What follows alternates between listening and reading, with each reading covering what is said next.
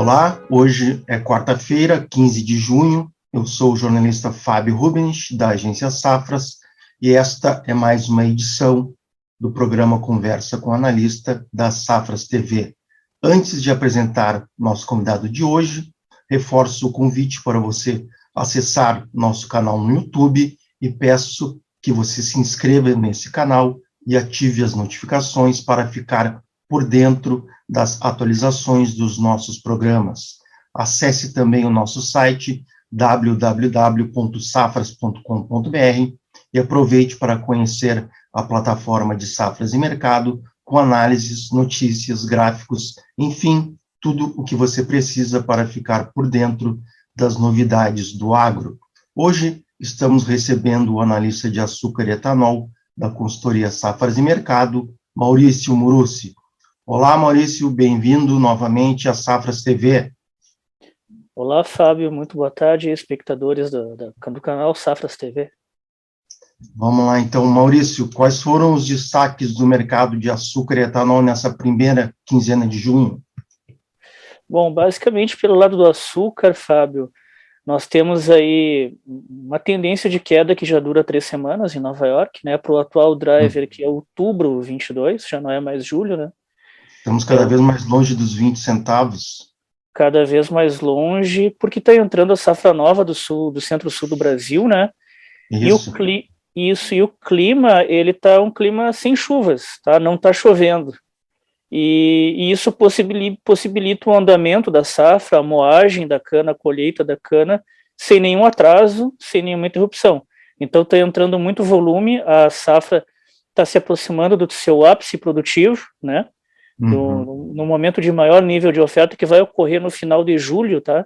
Mas agora, pelo menos, a oferta também está muito forte. Então, daqui até o final de julho, a oferta tende a só crescer. E isso está se refletindo em Nova York, né? A segunda tela, outubro 22, que é o atual driver, está numa tendência de baixa aí há 3 semanas, por conta desses fundamentos do centro-sul do Brasil.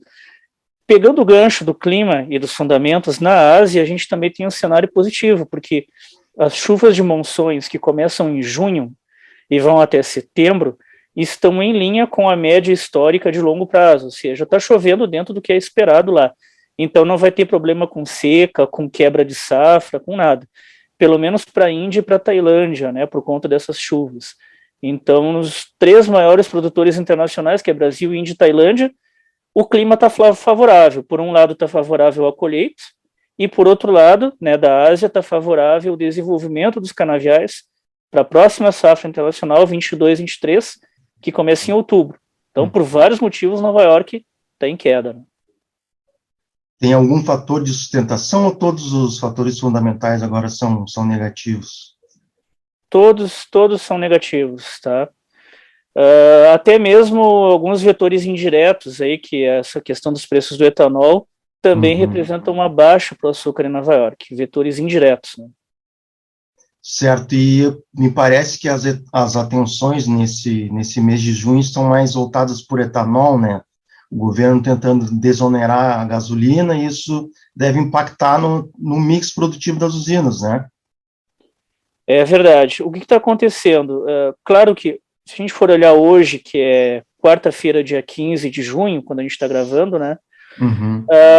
Essa medida, que nem a gente conversou agora há pouco, já está para sanção presidencial, já passou em todas as instâncias de aprovação jurídica que ela demanda, né?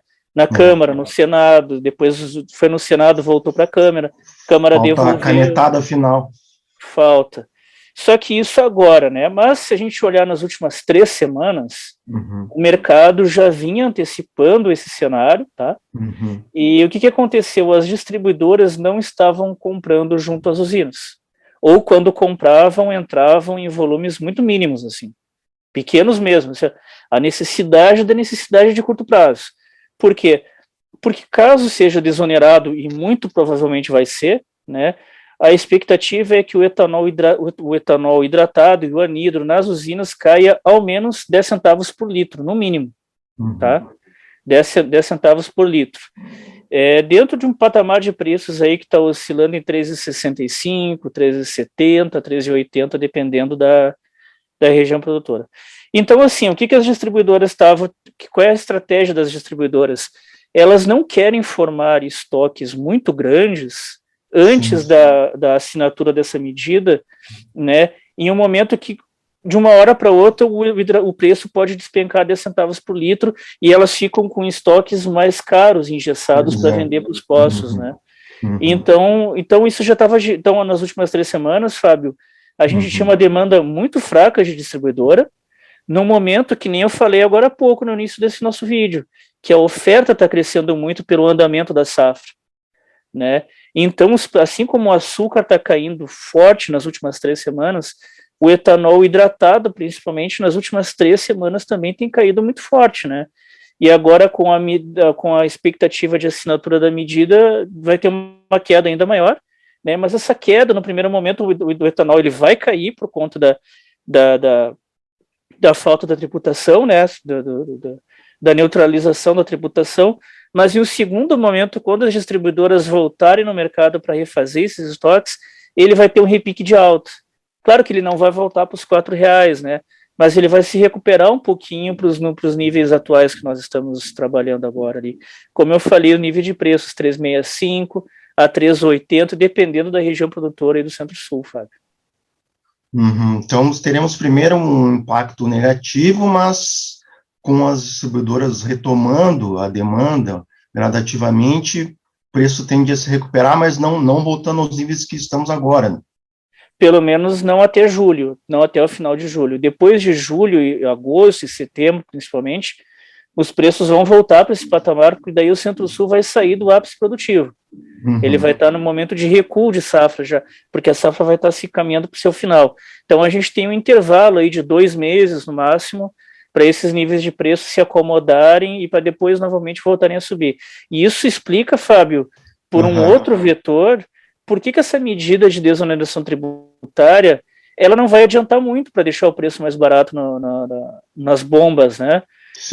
Isso falando só da dinâmica do etanol, né? Se a gente for botar nesse cenário de risco aí uma eventual alta no petróleo, também neutraliza muito fácil essa falta aí do ICMS, né? Por maior que seja em alguns estados de 13%, 14%, né? Isso também, se a gente colocar o câmbio, o real frente ao dólar está se desvalorizando. Essa semana aí foi a 5,13, quase 5,14. Voltou a passar de R$5. E com folga, porque foi a 5,13, 5,14 no início da semana, né? E se fala numa defasagem na gasolina em torno de 20% em relação aos preços internacionais. 20%.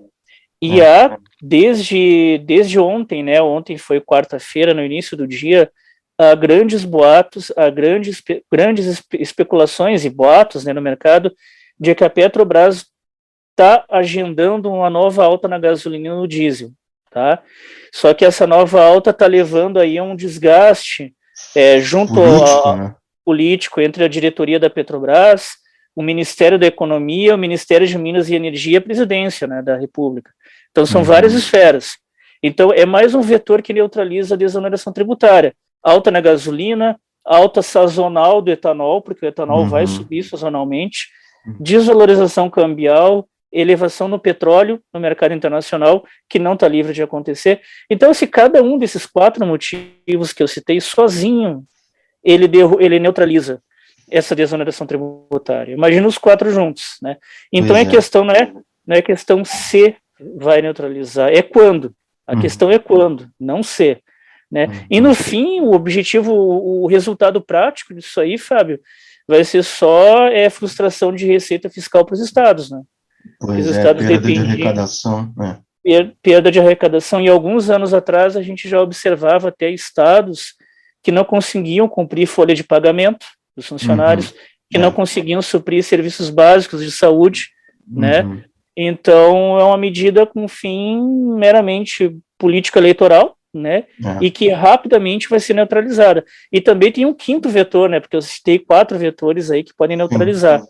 Se, tá, isso é um grande se, os postos efetivamente passarem essa queda, porque historicamente eles não passam, né, ou quando passam em muito lentamente, marginais, né, ou ou dizem que os estoques formados são mais elevados e o tempo passa e aí acaba não elevando.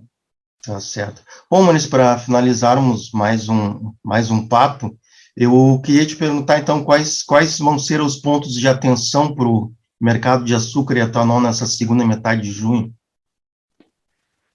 Bom, o ponto de atenção é essa volatilidade do etanol, que a gente está com uma volatilidade aí represada por conta dessa arbitragem, né, com essa neutralização de ICMS, né, depois dessa volatilidade que eu digo, né, ele vai cair no momento, mas depois vai voltar a subir.